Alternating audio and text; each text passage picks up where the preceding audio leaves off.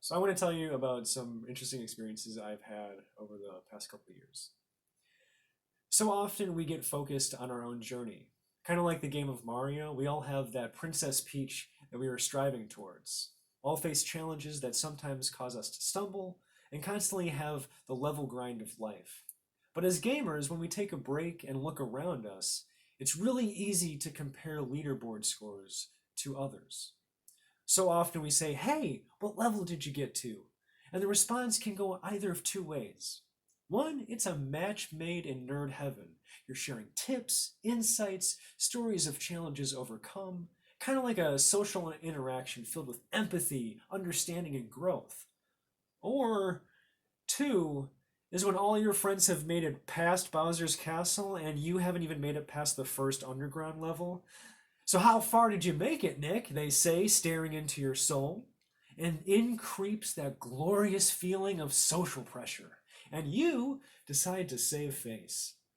Me? Oh yeah, I totally made it past that first, fireball, right?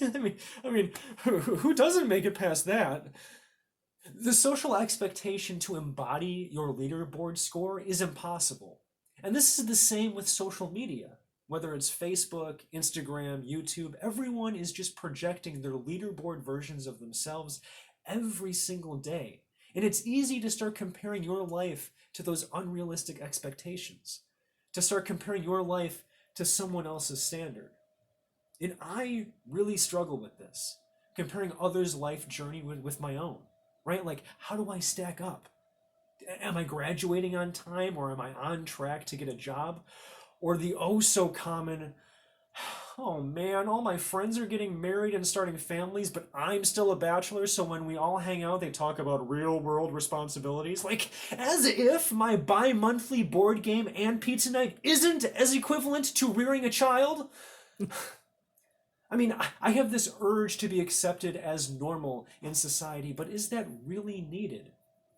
In 2012, after graduating high school, my struggle with social acceptance was at its peak. I mean, I didn't really even know where I wanted to go to college. My interests were scattered, and I really just couldn't focus. I kind of just felt lost.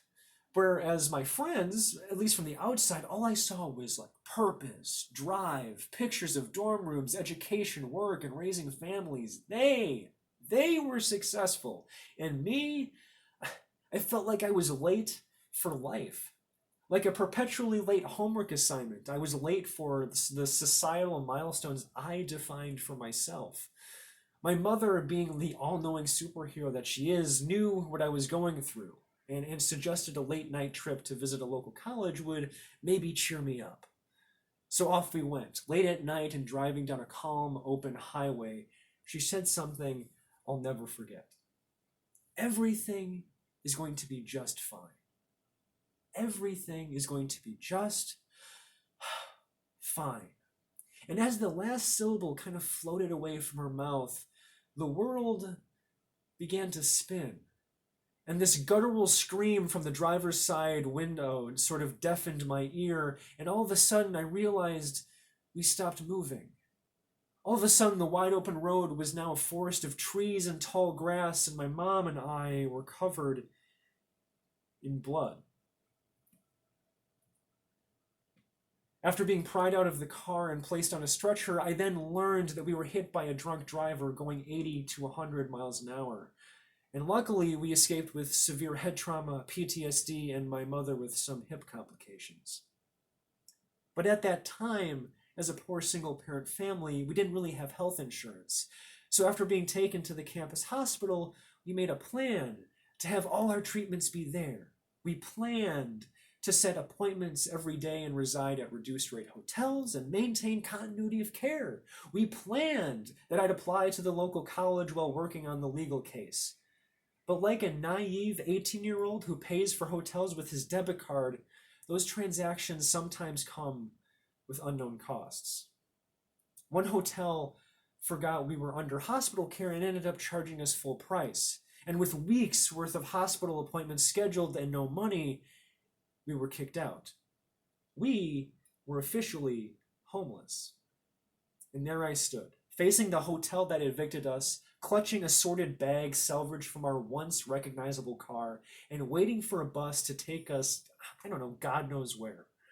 Way to go, buddy. Look at your position now. You're doing great, I'd say to myself. You know, if you actually applied yourself, you wouldn't be in this position. You know, if you went on the normal path like everybody else, your mom wouldn't have suffered it. But nope, great job, buddy. Nice work. And this emotional weight, I just kept piling it on. All this pointless expectations I just unequivocally, assigned myself. In that moment, I literally felt like my own metaphor. All this meaningless self-judgment was just physically manifested in the bags I held in my hand. As my forearms fatigued, so did my emotional tolerance. As I got tired, I just realized, what if I just let go? Why do I put myself under so much pressure? There's no need. Like, the decision to put down a bag is the same as importance of the judgments that I made meaningful to them that I defined them to be. But for some reason, I couldn't.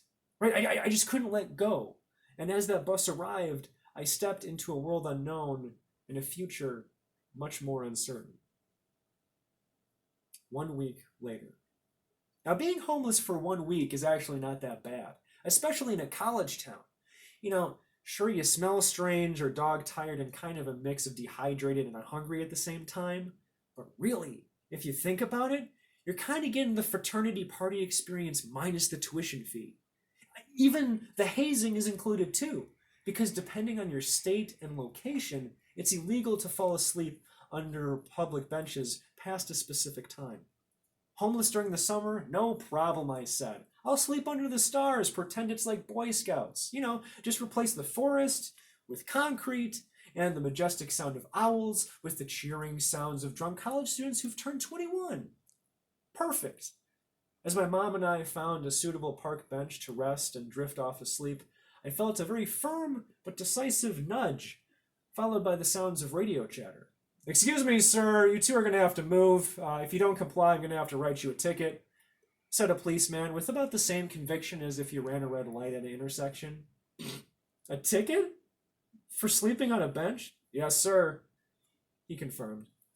And like the eviction from the hotel a week ago, we now had been evicted from a public bench. And that surreal experience mulled over in my head as my mother and I kind of just walked through the city. The more I thought, the more I reflected. And really, the more I noticed how many public benches are kind of actually available. But next to them, near doorways, alleys, and even behind dumpsters, were people. Others experiencing homelessness. Adjacent to every pristine public bench was a human being, with no alternative but to seek the comfort of the concrete that lay beneath them. That image, that polarizing visualization, was my first experience with true empathy. That frustration of how ridiculous that situation is, having something so close but yet unavailable at the same time. We've all felt that. We've all been in that situation in one form or another, and in that moment of reflection, those emotional bags I was carrying as I stepped on that bus, those personal judgments of not conforming to societal expectations, just felt, pointless. Somehow exploring the path tangent to what the society expected of me kind of felt freeing. 3 weeks later.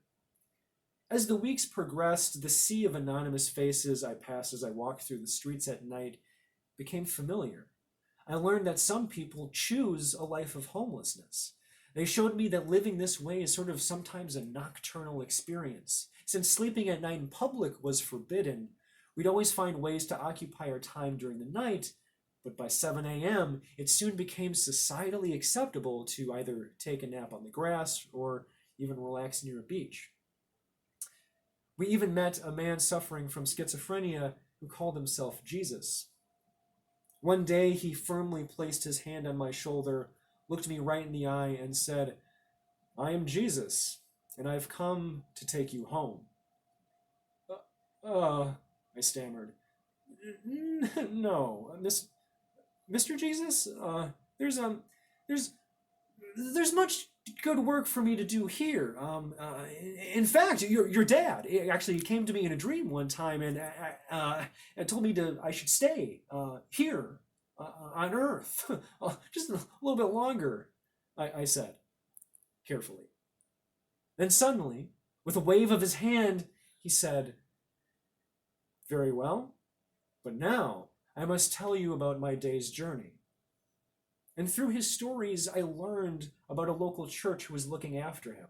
I learned about the church's many programs to help the homeless. And during specific times and sporadic days of the month, kind of like every Tuesday from 2 to 3, but don't forget to call to confirm, churches would host food pantries. However, citywide programs seemed, I don't know, kind of uncoordinated. Additionally, one would have to travel or find transportation even across the city in hopes of even getting there on time. The more people I met, the more I was confronted by this paradox. So many citizens, organizations, and officials were providing services and programs to aid people experiencing homelessness. But for my brief time in that community, accessing these resources were extremely difficult.